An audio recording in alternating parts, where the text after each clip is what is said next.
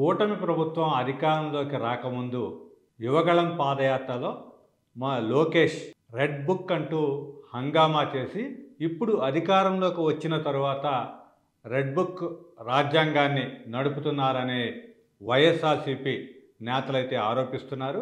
అయితే ఈ నేపథ్యంలోనే ఈరోజు జరిగిన YCP political advisory committee meeting PSC సమావేశంలో వైసీపీ అధినేత జగన్ చేసిన ప్రకటన అయితే ఇప్పుడు అందరికీ కూడా ఆశ్చర్యాన్ని కలిగిస్తోంది.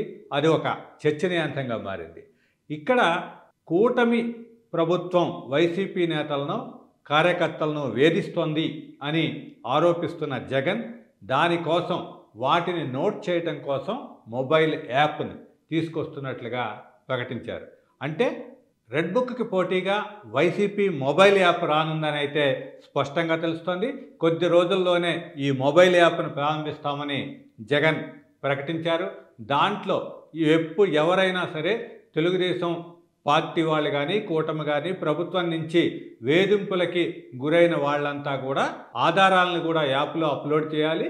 దాన్ని చేసినట్టయితే మన ప్రభుత్వం వచ్చిన తర్వాత అంటే వైసీపీ ప్రభుత్వం వచ్చిన తర్వాత వాటి మీద పూర్తి స్థాయిలో చట్టపరంగా చర్యలు తీసుకుంటాం, వాళ్ళని కఠినంగా శిక్షిస్తాం, వదిలేది లేదు అంటూ వైసీపీ అధినేత ప్రకటించడం అయితే పార్టీ కార్యకర్తల్లోనూ నాయకుల్లో జోష్ నింపిందనే చెప్పాలి.